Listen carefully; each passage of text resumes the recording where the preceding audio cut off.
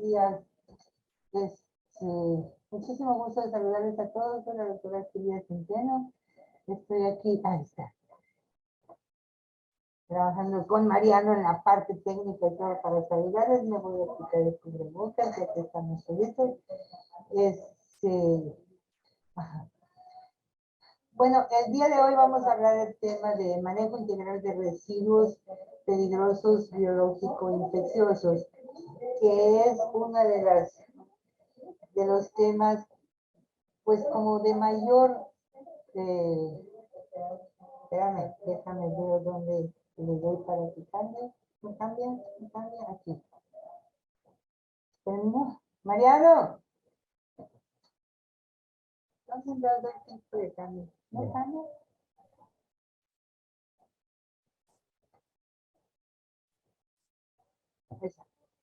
Bueno, pues el tema de manejo de residuos potencialmente infecciosos biológicos es un tema muy importante porque nosotros somos productores de residuos biológicos y de residuos en general, pero eso es ahora un problema mundial del manejo de los residuos y pues es un problema severo para la salud del planeta.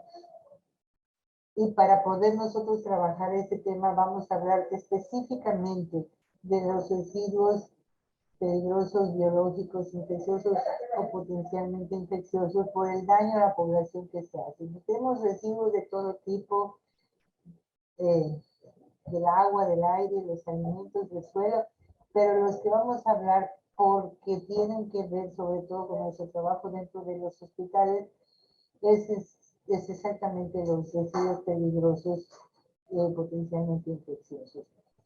Y hace algunos años, ustedes saben que a nadie le interesaba mucho hablar del tema del control sanitario, de ningún tipo de procesos, pero ya hace un rato que se estableció la Ley General de Equilibrio Ecológico y Protección del Ambiente, y de allí el reglamento para operar la citada ley y en materia de residuos peligrosos. Esta ley quedó incluida en la Ley General de Salud, por lo tanto a todos los que trabajamos en servicios de salud nos compete y forma parte de las normas oficiales mexicanas, que es esta la NOM 52 ECOL desde 1993. Nosotros ya tenemos la obligatoriedad de trabajar en la protección del manejo de los residuos peligrosos. Y se resume en la palabra, en las iniciales RPBI, y quiere decir residuos peligrosos, biológicos, infecciosos. Y ahorita vamos a detallar exactamente en qué consisten estos residuos peligrosos, biológicos, infecciosos, para que todos nosotros estemos muy al tanto. No hay absolutamente nadie que trabaje en el área de la salud pública y en el área de la salud privada también, que no tenga que ver con este tipo de residuos. Los RPBI son una verdadera necesidad de trabajarlo muy bien estudiado y de que todo el mundo lo sepa. Los residuos peligrosos en general se dividen en áreas diferentes de acuerdo a sus características. Hay corrosivos, reactivos, explosivos, tóxicos, inflamables y los biológicos infecciosos. Nosotros vamos a trabajar específicamente con los biológicos infecciosos porque son los que nos competen dentro del hospital. Esta norma es de observancia obligatoria para todos los establecimientos que generan residuos peligrosos biológicos infecciosos y es obligatoria para todos los prestadores de servicios que tengan relación directa con los mismos. Estamos hablando de hospitales, de laboratorios, clínicas de investigación y de producción biológica. Aquí que ven ese brazo de Mariano, es así el experto en que todo funcione bien, y yo estoy aquí solamente dando la explicación del RTBI, pero estamos teniendo que ver con la ayuda técnica. Bueno, pues vamos a definir qué es un residuo. Un residuo es cualquier material generado por procesos de extracción, beneficio, transformación, producción, consumo, utilización, control o tratamiento, cuya calidad no permita usarlo nuevamente en el proceso que la generó, y de ahí se desprende la ley. Entonces, los residuos pueden ser residuos sólidos urbanos. Por ejemplo, todo lo que desechamos en nuestra casa, papel, cartón, vidrio, pañal, la cáscara de una verdura, de una fruta, es un residuo sólido urbano. Los residuos peligrosos son sustancias tóxicas o corrosivas. Y los residuos biológicos infecciosos son sustancias que contengan de alguna manera algún agente biológico infeccioso y que de acuerdo a la NOM pueden causar efectos nocivos a la salud y al ambiente. Los agentes que se consideran biológicos infecciosos son todos aquellos que contienen bacterias, virus, toxinas u otros organismos o microorganismos con capacidad de causar efectos nocivos en los seres vivos y en el medio ambiente.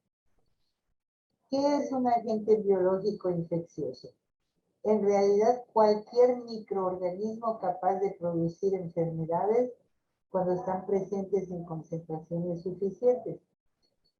Estos residuos biológicos infecciosos originalmente se conocen como inóculos, o sea, es algún agente que se va a depositar en algún punto en donde puede ser tocado, inhalado, respirado y que va a producir, si está en un ambiente propicio, que se reproduzca, que sobreviva y que tenga una vía de entrada para las personas. Entonces, la mayoría de estos residuos biológicos infecciosos están entre el área de los hongos, las bacterias, los virus o los parásitos. Entonces, a partir de la publicación de la norma en el año 2002, no se consideran residuos peligrosos biológicos infecciosos a las torundas y a las gasas con sangre seca. Si la sangre ya está seca, ya no es un RPD. Al material de vidrio utilizado en laboratorios que esté limpio. O sea, lo que se haya podido lavar con cloro, desinfectar, matar las pipetas, cajas de Petri, no son RPDI si ya está limpio. Si no está limpio, sí son residuos peligrosos potencialmente infecciosos. Las muestras de orina y excremento para análisis de laboratorio no se consideran RPDI y se desechan después de hacer algún proceso para poder quitarles la capacidad de transmitir infección. Y los tejidos o partes del cuerpo que estén en formol, que estén conservados en formol, tampoco están considerados como RPDI. Los residuos biológicos infecciosos forman parte en un 20% de lo que es el desecho de los residuos hospitalarios. Los residuos comunes ocupan la mayoría, el 75%, los tóxicos y corrosivos 5% y los biológicos infecciosos el 25%, el 20%. Por eso es bastante importante saber cuáles son. El objetivo de este tallercito que estamos dando, de esta plática que yo les estoy dando, es que todo el personal que es generador de los residuos, médicos, enfermeras, químicos, técnicos, investigadores, conozcan qué son los RPDI y se familiaricen con el proceso de separación, de envasado inmediato, de manejo y de almacenamiento de los RPDI para que se puedan tomar las medidas preventivas que eviten que la persona que los genera se enferme, pueda contaminarse y que evita que puedan haber una proliferación de fauna nociva en el servicio hospitalario. Y aunque normalmente este proceso se le deja al personal de enfermería para que pueda hacer todo el desecho de estos residuos, pero en general es disposición de todo el personal de salud.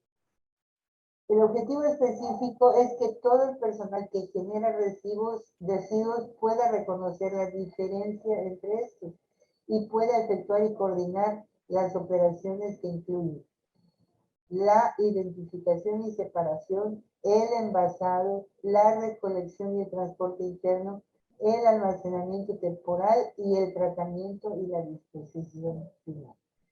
Vamos a aclarar. ¿Cuáles son los residuos que se consideran biológicos infecciosos más importantes en el hospital? La sangre, los cultivos y cepas de agentes infecciosos, todos los desechos patológicos que son de alguna forma los desechos de biopsias, de toma de tejidos y de órganos que en un momento pueden haber sido amputados, o líquidos como puede ser el líquido amniótico, como puede ser otro tipo de líquidos como líquidos cefalorraquídeos, es considerado en el área de patológicos. Los no anatómicos y los punzocortantes. Ahorita los vamos a aclarar un poco más porque esos vienen en estados físicos diferentes, algunos son sólidos, otros son líquidos, y el envasado se va a hacer en diferentes tipos de recipientes. Recipientes que están marcados en bolsas con color rojo o con color amarillo, para que puedan separarse y puedan tener una disposición final con procesos muy específicos que van a evitar que haya contaminación. Aclaramos. Entre los residuos biológicos infecciosos está desde luego la sangre. Todo lo que tenga que ver con la sangre, las bolsas de transfusión, los guantes, los tejidos que tengan que ver con sangre, está considerado como un RPD. Todo lo que tenga que ver con cultivos y cepas, lo que se tomó con una espátula, con un hisopo, a través de una biopsia, que se cultiva en cajas de Petri o que se cultiva de alguna manera, está considerado como un RPD. Las cajas de Petri que tienen algún tipo de crecimiento de bacterias o de hongos están considerados como un residuo patológico, biológico, infeccioso. Obviamente los tejidos por amputación, en este caso aquí hay unas imágenes muy impactantes de un pie que tuvo que ser amputado, de un dedo que tuvo que ser amputado, pero también todo lo que se tenga que quitar del cuerpo humano, como puede ser un útero, una histerectomía, una parte de intestino o algo, eso se considera un RPDI, se tiene que desechar de acuerdo a la norma. Ahora vamos a explicar cómo. Los no anatómicos que también están dentro del área de los RPDI son todo lo que se usa como material de curación, que puede ser gasas, torundas, ¿cómo se llama? Microporo, eso que haya estado en contacto con sangre. Todo lo que haya estado en contacto con sangre o con líquidos corporales también se consideran RPDI en el área de los no anatómicos. Y todo lo punzocortante, agujas de todo tipo, los bisturís, ¿cómo se llama? Las navajas de rasurar los hilos y todo lo que haya estado en contacto con sangre se considera una RPD.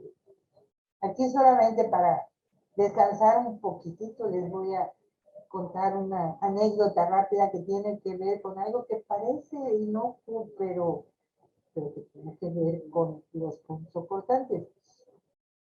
El departamento de toma de electrocardiogramas, si una persona es un hombre que tenga pelo en pecho, como suele haber bastantes, muchas veces los electrodos para tomar el electrocardiograma no funcionan bien al hacer el vacío que tienen que hacer por el pelo de la persona. Entonces hay que rasurar ese espacio donde se va a poner el electrodo para que pueda hacer bien su función. Tener un rastrillo para rasurar el pelo de esa persona es una sustancia punzocortante.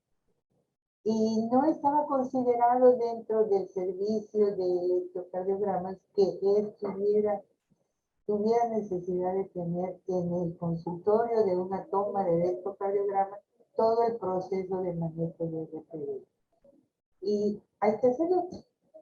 Puede cortar, hay que usar un rastrillo nuevo para cada paciente, hay que tener un envase para poner para desechar ese rastrillo.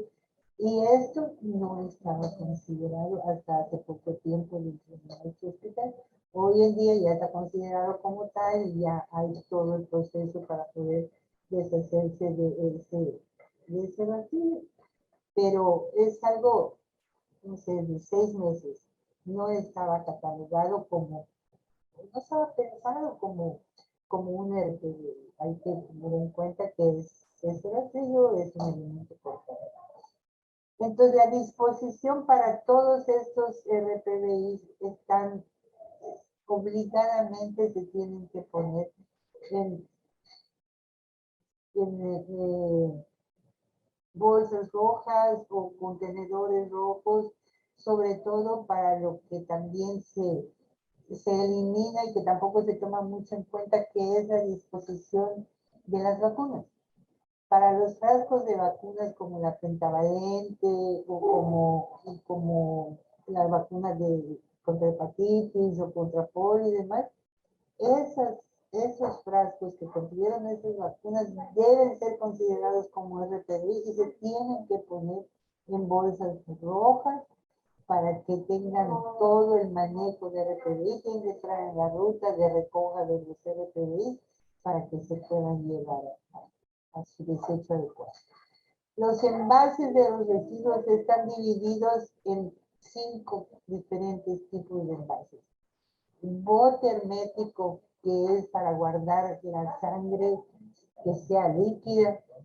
La bolsa roja, que es para guardar los sólidos, los no anatómicos, los que hayan estado mojados en sangre, como puede ser una torunda, como puede ser una gasa, se debe colocar en bolsa roja.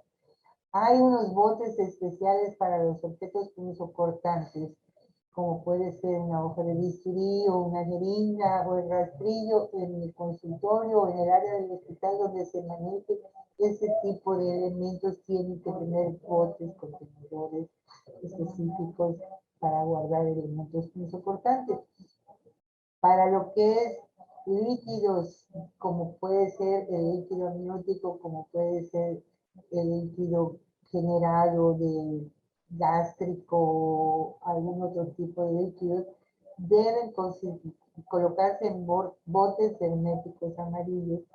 Y todos los elementos orgánicos, como puede ser tejido orgánico, un hígado, un brazo amputado, un pie amputado, un corazón, tiene que colocarse en bolsa amarilla. Los tejidos que se eliminan por la toma de una biopsia y que se mandan a la área de patología del hospital, tiene que colocarse en una bolsa amarilla para esta patología lo tiene que desechar a través de una bolsa amarilla. ¿Cómo se envasa? ¿O cuáles son todos? Miren, aquí hay una lista gigantesca. Yo no les voy a pedir que se los aprendan todos, pero por lo menos que le den una miradita a esta diapositiva. Si me están escuchando, qué lindos, pero si además me están viendo, asómense para que vean cuántas cosas de lo que trabajamos todos los días están considerados como residuos no anatómicos.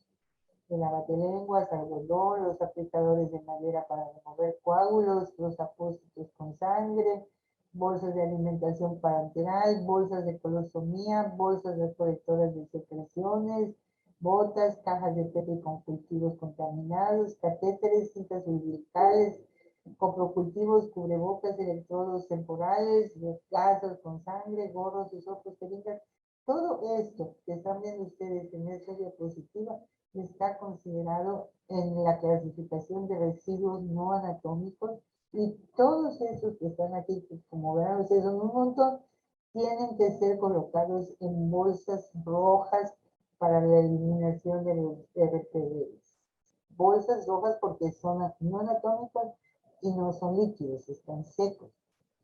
El envasado de lo que es líquido tiene que ser en un contenedor hermético rojo, que puede ser como la imagen que está a la derecha arriba para lo que es lo punto importante, y como lo que está en la imagen de abajo, que son como los materiales de curación que estén goteando sangre o que tengan cualquier fluido corporal de pacientes que tengan algún tipo de enfermedades contagiosas. Todo lo que esté utilizado en jaulas de animales de laboratorio para investigación, lo que sea, también se tiene que poner en estos contenedores rojos.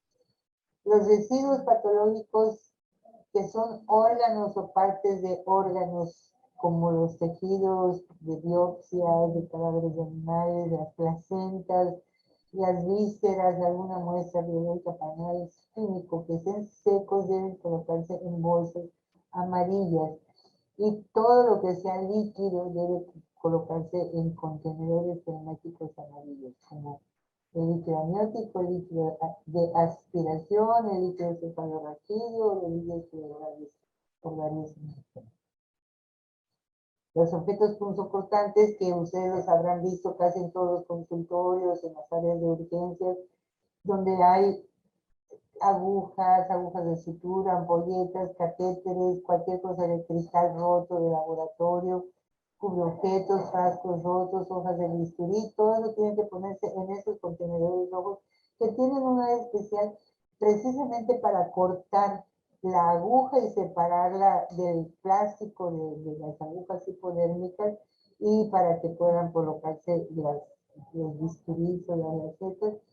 Todo lo que haya estado en contacto con humanos o animales o con muestras biológicas tiene que ir al contenedor rojo. Aquí les voy a hacer una observación que es muy importante para los jefes de los servicios, particularmente de urgencias.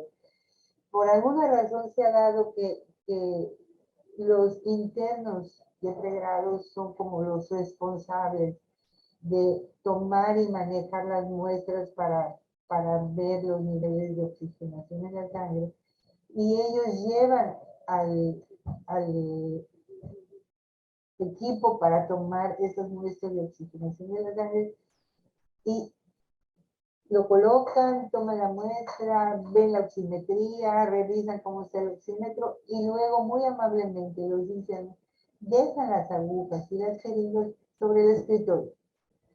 No se toman la molestia de poner el contenedor, la aguja, de desechar en la bolsa roja la jeringa, sino lo dejan así, volando. A veces gotea en el oxímetro y no lo limpian, no le piden al personal de enfermería que lo limpie. Es un verdadero problema, y es una súplica especial que les hago a que las personas, jefes de departamento, residentes de nivel más elevado y demás, supervisen por favor a los internos que manejen todo este RPI con el cuidado que se necesita, y desechen las agujas y las jeringas como corresponde en los contenedores que les corresponde poner. Bueno, luego hay la recolección de estos RPI. El hospital tiene rutas especiales para poder hacer el desecho y la recolección de estos desechos. Ustedes lo habrán visto en los pasillos, dice ya ruta de RPI, en el corredor como urgencias, en el corredor de la consulta externa, en el área de odontología y desde luego en el área de quirófano. Hay letreritos en las paredes que dicen de ruta de RPI. Esa ruta es para que los departamentos saquen sus bolsas a la puerta, al espacio. Hay algunos lugares como al lado del laboratorio donde hay una habitación específica para guardar los RPBIs mientras pasa la ruta de recolección. Y los recolectores, que dependen del área de servicios generales, tendrán que usar carritos rojos como el que se ve en esta imagen. Recolectan en las bolsas rojas, como se ve en la imagen de abajo, que deben estar cerradas, selladas, identificadas, y deben manejarse ellos a través de la ruta. El personal que los recolecta debe tener un equipo mínimo de protección, cubrebocas, gorro, guantes, un uniforme especial o bata clínica desechable para recoger los RPDI. Y el carrito no debe estar rebosado y no debe ir con la tapa abierta. En el camino, aunque tenga que dar doble vuelta, el recolector solo puede recoger estos residuos en el carrito hasta donde puedan caber en el carrito recolector con la tapa cerrada. Y también ustedes habrán visto en la ruta que hay elevadores especiales en el hospital que están marcados, que dice claramente elevador especial de RPD. Por mucha prisa que tenga alguien para subir o para bajar, no debe usar ese elevador porque ese elevador, técnicamente hablando, está contaminado. No se tiene por qué subir nadie en ese elevador. Algunos residuos se tratan y se manejan antes de embolsarse y antes de ser eliminados, con químicos de métodos físicos o químicos que garanticen la eliminación de microorganismos, mayormente el uso del cloro, para que en la disposición final, en los sitios autorizados, ya no lleguen los productos contaminados. Entonces, los residuos anatómicos deberán ser incinerados o inhumados y los métodos de tratamiento dentro o fuera de las instalaciones deben estar previamente autorizados por la semana. Para el manejo de los residuos que deberán ser incinerados o inhumados, ahorita más adelante les voy a explicar cómo se hace para este hospital de la doctora Andrea. La norma obliga a un manejo diferente dependiendo del tipo de servicio en el que estamos hablando. Hay 3 niveles. El nivel 1, que son las unidades hospitalarias que tienen de 1 a 6 camas. El nivel 2 son las unidades hospitalarias que tienen de 6 a 60 camas. Y el nivel 3 son las unidades hospitalarias que tienen más de 60 camas, como es el caso del Hospital Oral, en el que estamos nosotros ahorita, y donde hay un centro de producción de investigación o experimental o manejo de enfermedades infecciosas que tienen más de 200 muestras al día. Los laboratorios que tienen más de 200 muestras al día, como sucede en el Hospital Oral, pues están considerados dentro del nivel 3, y los establecimientos que generan más de 100 kilos al mes de RPDI, como es el caso del Hospital Oral, están dentro de lo que corresponde al nivel 3, y este nivel 3 obliga, de acuerdo a la norma, a que la recolecta externa, que ahora les voy a explicar de qué se trata esto, la recolecta externa de estos RPDI se hagan cada 7 días. El almacenamiento dentro de la institución por el nivel 1 permite que la recolecta sea hasta cada 30 días, en el nivel 2 hasta cada 15 días, y en el nivel 3, como es nuestro hospital donde compete, se tiene que hacer la recolección cada 7 días. Dentro del hospital hay una área de almacenamiento temporal que estamos viendo aquí ahorita las imágenes, donde los residuos patológicos deben conservarse en refrigeración a temperatura máxima de 4 grados, tiene que estar separado del hospital. En nuestro hospital está al fondo de lo que es el área de servicios generales, donde está la parte que se desecha toda la basura orgánica, los residuos sólidos, cartón, vidrio, papel de las oficinas, y hay un espacio especial donde se guardan los RPDI hasta los 7 días para que vengan a la recolecta externa.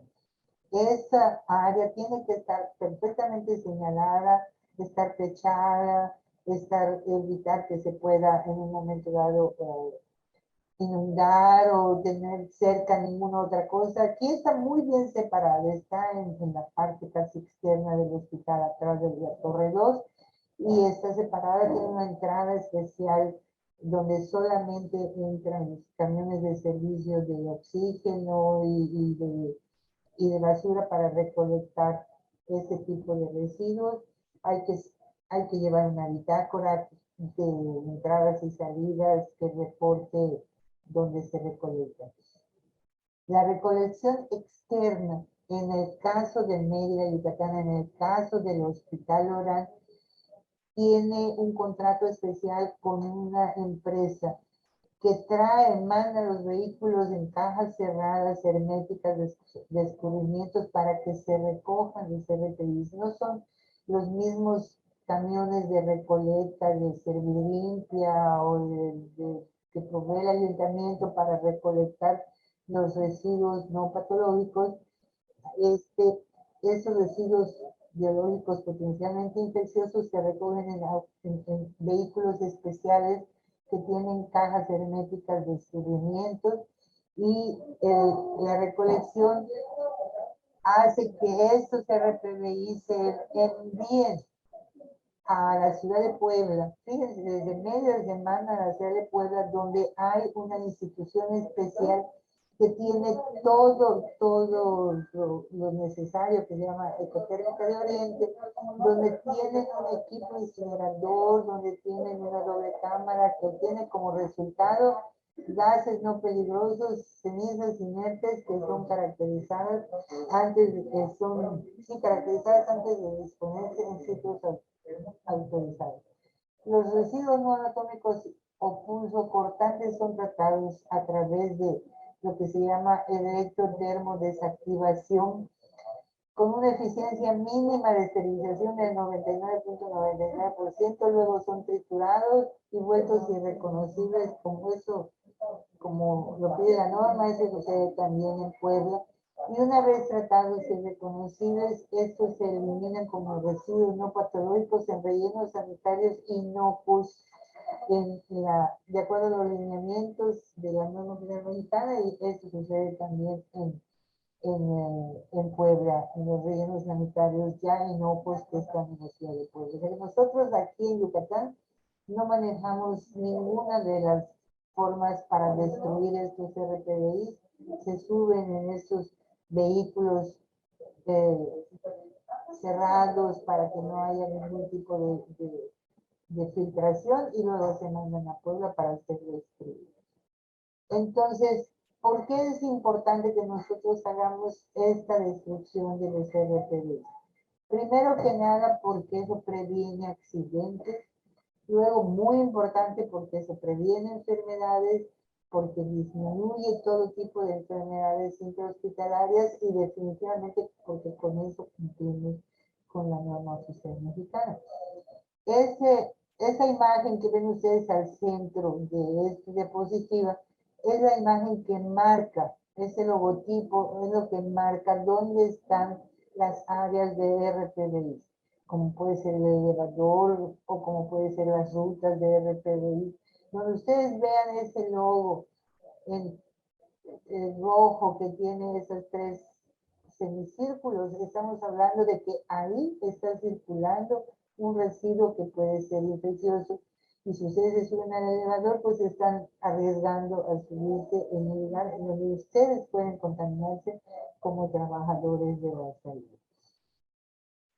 Este es el símbolo universal de riesgo biológico. Donde ustedes vean ese símbolo que está ahorita al centro de la imagen, está hablando de que es un área de riesgo biológico y que si ustedes se acercan, lo tocan sin el equipo debido de protección, pues entonces pueden tener una contaminación.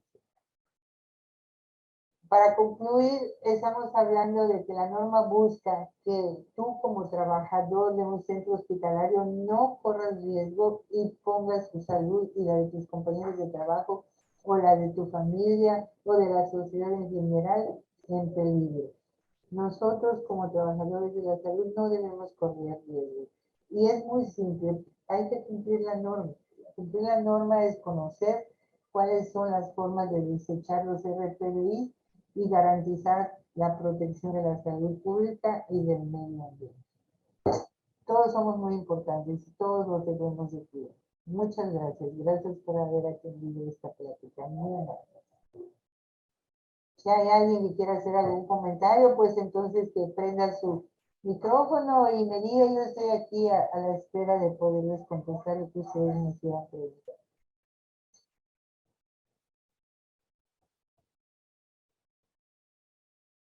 Ya dimos un minutito No veo que nadie prenda su micrófono, entonces entrego vaso y demando a Mariano para que despida esta sesión. Gracias. A ver, ¿hay alguien ahí que quiere hablar? Bueno, pues tengo esas dos preguntas, ya las contesté ahorita. Les agradezco mucho que nos hayan tomado en consideración, que hayan preguntado. Estoy muy contenta de haberles dado esta charla y seguimos a sus órdenes y estamos aquí muy contentos del Departamento Caribe. Gracias, cedo a Mariano todos los derechos de seguir adelante con esto. Gracias y buenos días. Hola, buenos días. Soy la doctora Patricia. El día de hoy yo les voy a dar una plática sobre la norma oficial mexicana, que en este caso es la 004, que corresponde a la del expediente clínico.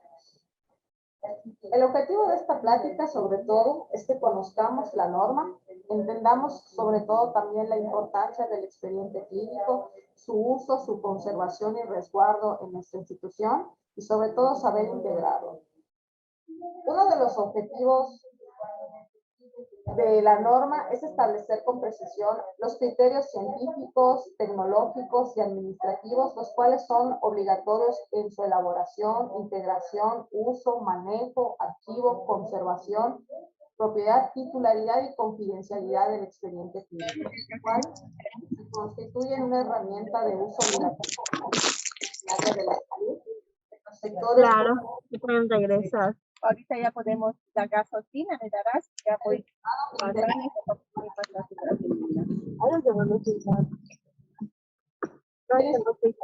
Instrumento de gran relevancia para la materialización Pero el primer año, si tú no tienes pérdidas, haciendas, del expediente clínico Ajá, todo lo... único de información. Ah, no, 100,000 pesos, no, pero puede ser 15, Gráficos, más genealógicos, documentos electrónicos, mediante los cuales se proyectos, mi amor, para que compres máquinas. ¿Se pueden dar sí, préstamos del gobierno? que hace el personal. Cursos de inglés, mi amor. Así como también en el expediente podemos encontrar la descripción del estado clínico del mismo. La norma oficial mexicana ratifica la importancia de que la autoridad sanitaria garantice la libre manifestación de la voluntad del paciente de decidir ser o no atendido en la institución, a través de los procedimientos clínicos y jurídicos que se le puedan ofrecer, para lo cual el personal es innecesario e indispensable que recabe su consentimiento. Obviamente, la información, explicación de No se escucha, hay alguien que tiene activado su micrófono, no se escucha. Un aspecto fundamental de la norma es el reconocimiento de la titularidad del paciente sobre los datos que proporciona el personal del área de la salud. ¿Qué significa esto? Como mencionamos, que lo que se encuentra plasmado acerca del estado de salud del paciente sea dicho propiamente por él mismo. Y sobre todo, como mencionamos, de gran importancia, que antes de su atención es necesario que él manifieste su libre albedrío en cuanto a querer decidir atenderse en nuestra institución y por lo tanto recabar su consentimiento. Las generalidades del expediente clínico, ¿cuáles van a ser? Es muy importante saber que los prestadores de servicio de atención médica de los establecimientos de carácter público, social y privado están obligados a integrar y conservar el expediente clínico. De igual manera, el establecimiento y sus trabajadores deberán apoyar en esta integración y conservación.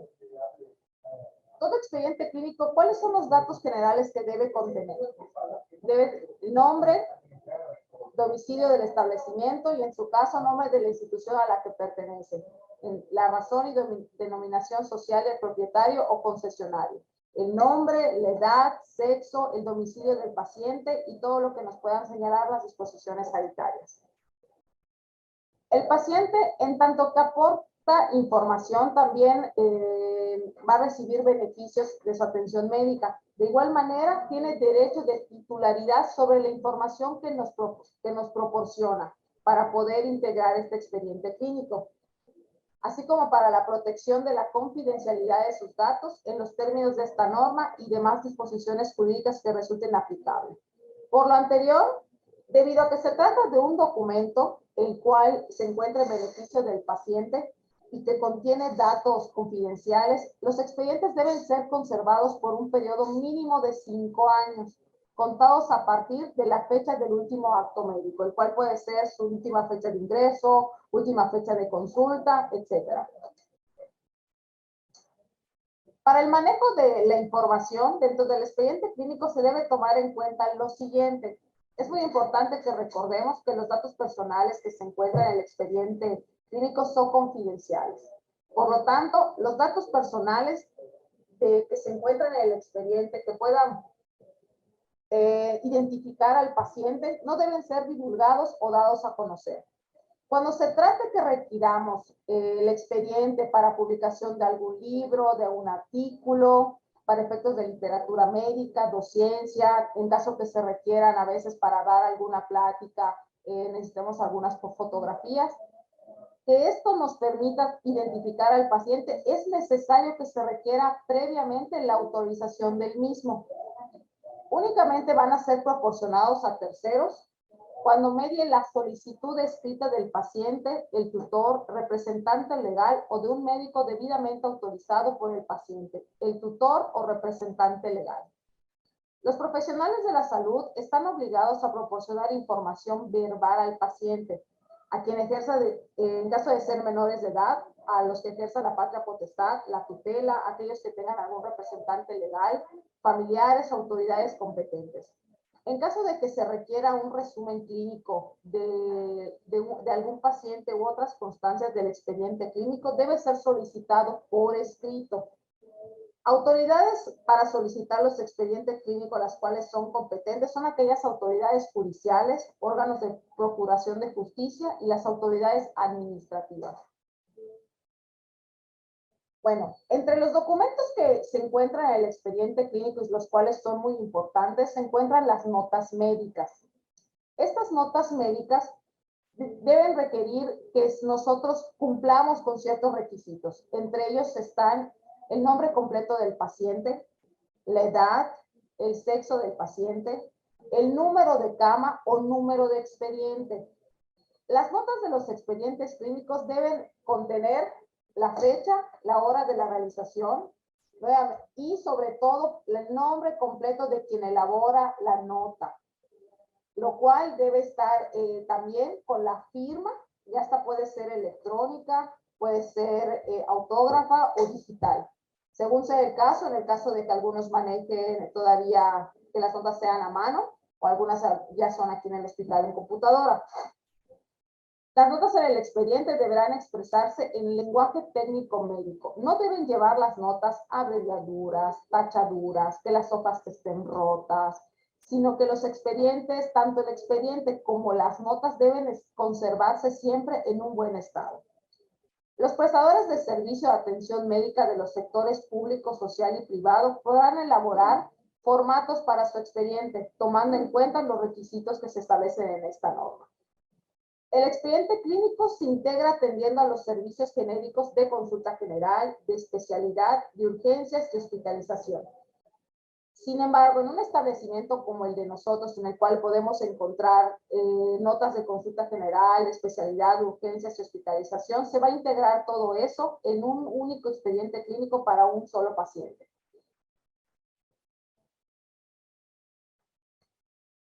Como vemos, aquí son algunos ejemplos de algunas notas, las cuales se hacen algunas tachaduras, enmendaduras, en las cuales muchas veces la letra no está legible. Debemos que evitar esto porque la norma sí nos lo permite y sobre todo porque tenemos que tener en cuenta que el expediente es un documento legal y también porque ahí se encuentra plasmada la atención de los pacientes y sobre todo sus datos en cuanto a su atención clínica. Además de documentos especificados en esta norma como obligatorios, se puede contar también con cubierta o carpeta, con hojas frontales, en caso también de las notas de trabajo social, nutrición, las fichas laborales y lo que se considere necesario para complementar la información sobre la atención del paciente. Al interior de los establecimientos para atención médica ambulatoria y hospitalaria del Sistema Nacional de Salud, se podrá evaluar la calidad del expediente clínico a través de organismos colegiados internos o externos. Por tal efecto, podrán utilizar el modelo de evaluación del expediente clínico integrado y de calidad. Como comentamos hace un momento, el expediente clínico es un conjunto de información, los cuales lleva varios documentos. Como vimos, los expedientes pueden contener cubierta, carpeta, hoja frontal, las notas, las cuales ahorita vamos a mencionar cuáles son las características que deben incluir las notas según las áreas, ¿no? En el caso de la consulta general y de especialidad, se debe contar con que hay una historia clínica. Esta historia clínica debe elaborarla el personal médico y otros profesionales del área de la salud, de acuerdo con necesidades específicas de información de cada uno de ellos en particular.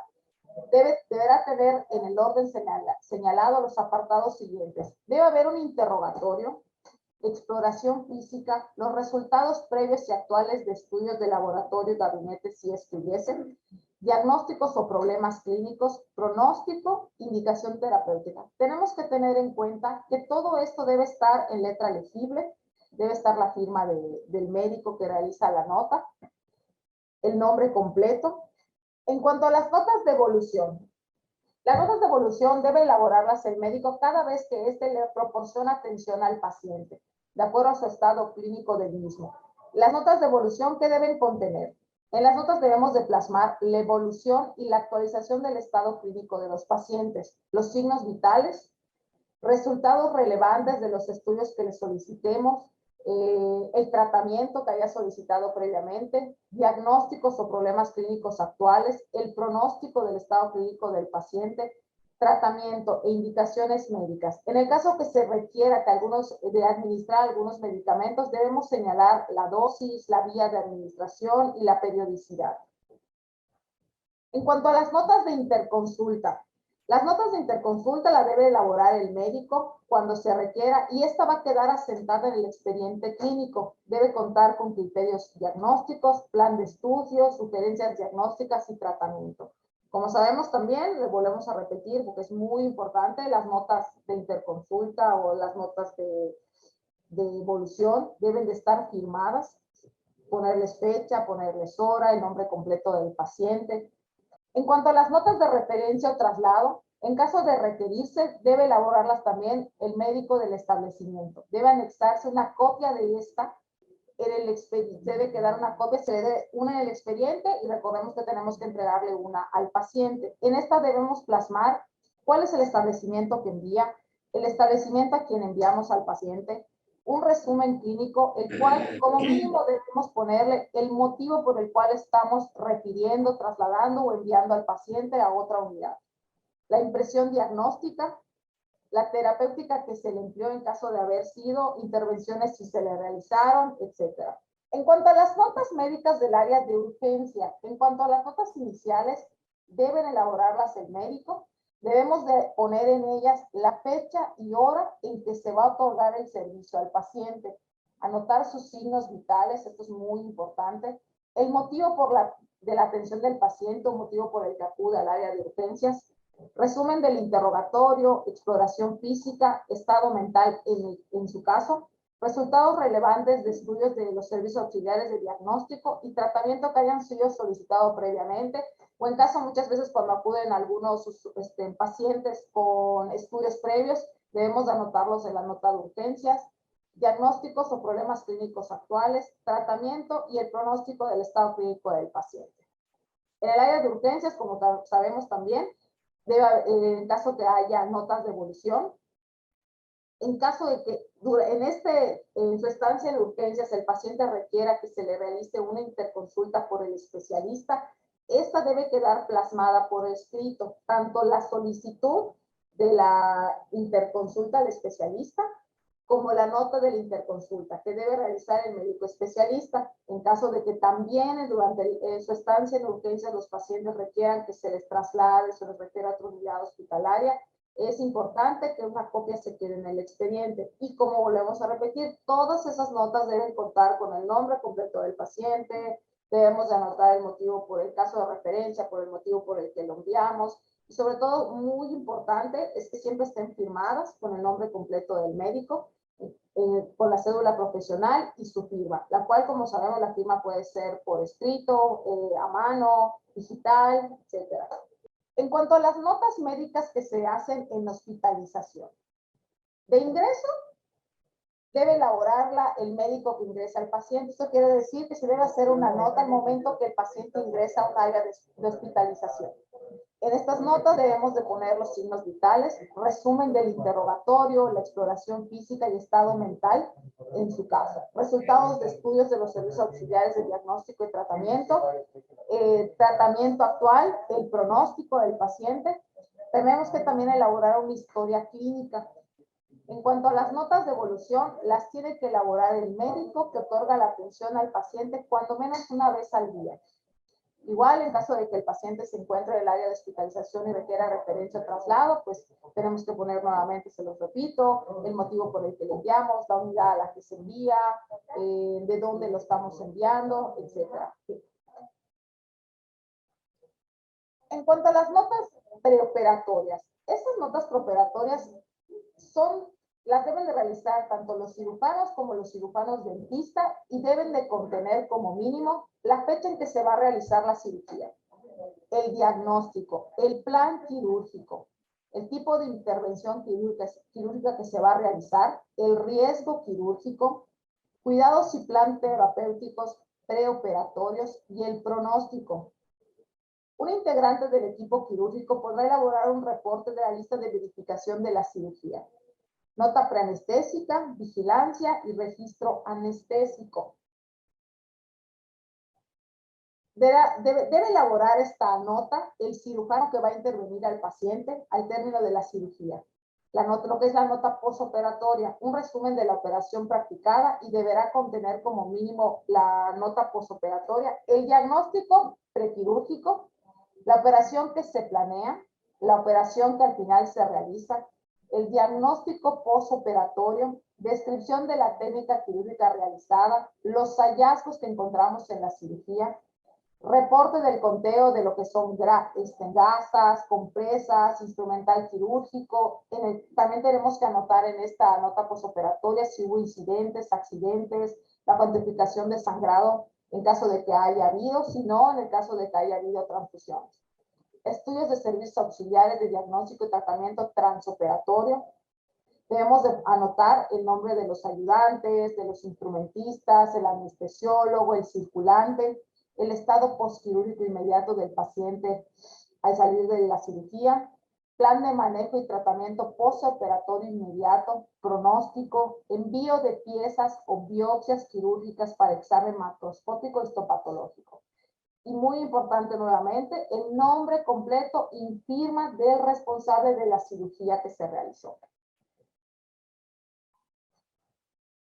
En cuanto a las notas de egreso de las unidades hospitalarias, debe elaborarla el médico y debe contener como mínimo la fecha en que ingresa el paciente a la unidad hospitalaria, su fecha de ingreso, el motivo por el que ingresó el paciente, el diagnóstico final, resumen de la evolución y el estado actual del paciente, manejo durante su estancia hospitalaria, problemas clínicos pendientes en caso de que hubiesen, plan de manejo y tratamiento, recomendaciones para la vigilancia ambulatoria, atención de factores de riesgo, el pronóstico. En caso de una defunción, señalar las causas de la muerte acorde a la información que se encuentra en el certificado de defunción.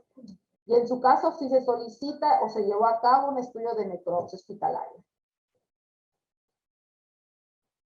En el expediente clínico no únicamente vamos a encontrar notas médicas, sino también podemos encontrar reportes del personal profesional y técnico, como es en el caso de las hojas de enfermería, las cuales debe elaborarlas el médico, elaborarlas por el personal en turno, según la frecuencia establecida por las normas internas del establecimiento y las órdenes del médico, y debe contener como mínimo hábitus exterior, gráfica de signos vitales, suministración de medicamentos, fecha, hora, cantidad y vía prescrita, procedimientos realizados, observaciones. De igual manera, también podemos encontrar en el expediente reportes de servicios auxiliares de diagnóstico y tratamiento. Deberá elaborarlo el personal que realizó el estudio y deberá contener como mínimo fecha y hora del estudio, identificación del solicitante, estudio solicitado, problema clínico en estudio, incidentes si es que los hubo, identificación del personal que realizó el estudio, nombre completo y firma del personal que informa. En cuanto a los servicios auxiliares de diagnóstico, podemos ver en el expediente que puede referirse muchas veces a lo que son a los reportes de los departamentos de rayos X, cuando solicitamos, en este caso, que se le realice algún estudio a un paciente de imagen, se requiere que el reporte contenga todos estos datos. Otro documento que lo mencioné al inicio es en cuanto a que lo que se encuentra en el expediente en cuanto a información del paciente, que el paciente por su libre voluntad desea ser atendido en este hospital y de igual manera nos proporciona su información, se requiere que también nos firme una carta de consentimiento informado. Obviamente, previa explicación de los riesgos o beneficios que tiene su atención en la unidad hospitalaria. Esta carta de consentimiento informado, ¿cuáles son los datos que debe tener? Nombre de la institución a la que pertenece el establecimiento, nombre, razón o denominación social del establecimiento, el título del documento, lugar o fecha en que se emite, acto autorizado, señalamiento de los riesgos y beneficios esperados del acto médico autorizado, autorización al personal de salud para la atención de contingencias y urgencias derivadas del acto autorizado, atendiendo al principio de libertad prescriptiva. Nombre completo y firma del paciente, firma del familiar más cercano en vínculo que se encuentre presente, del tutor o del representante legal.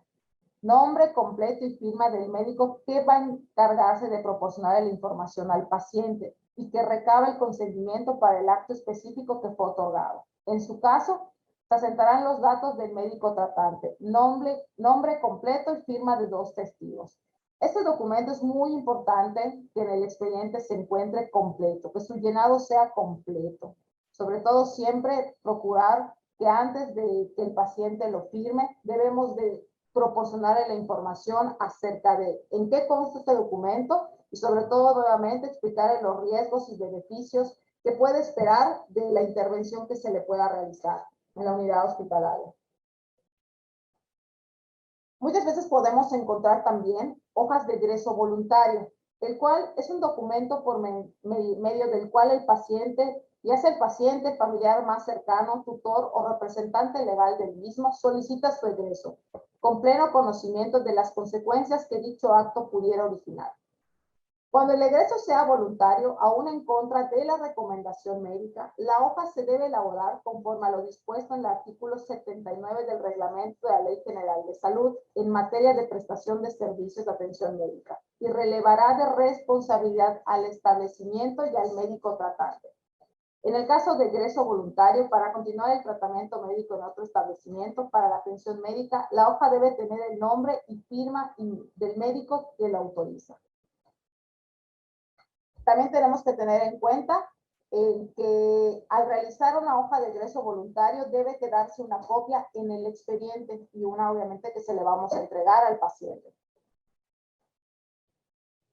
Esta nota debe tener nombre y domicilio del establecimiento, la fecha y hora en que el paciente egresa, nombre completo del paciente, del representante legal o en su caso, edad, parentesco, nombre y firma de quien solicita el egreso.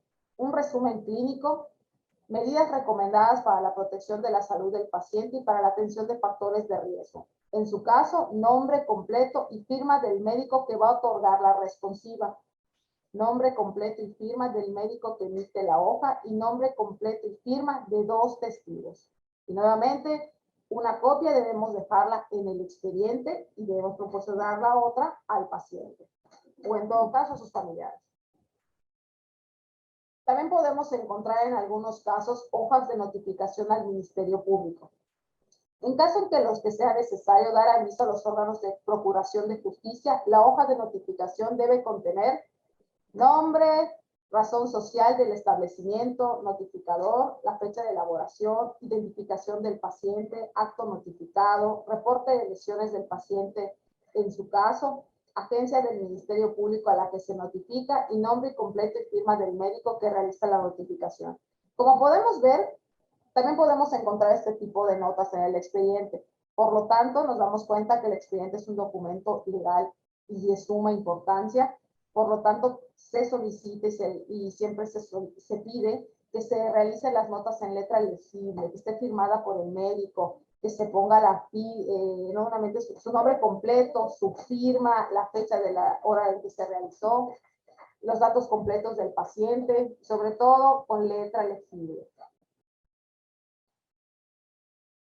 Dando este tema, muchos puntos críticos que pueden afectar la calidad del expediente es encontrar muchas veces que encontramos tachaduras, uso de abreviaturas, letra ilegible, muchas veces no el nombre completo del paciente.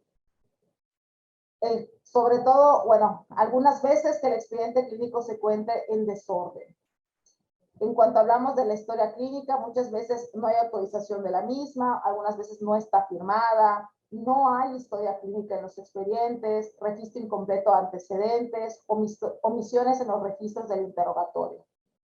En cuanto hablamos de las notas médicas y de enfermería, algunos de los puntos que pueden afectar la calidad está la falta de firma, nombre completo y cédula profesional del médico, ausencia de notas en algunas ocasiones, pueden ser preoperatorias, anestésicas o en general alguna ausencia en las notas, ¿no? Que no hay una correlación de las fechas.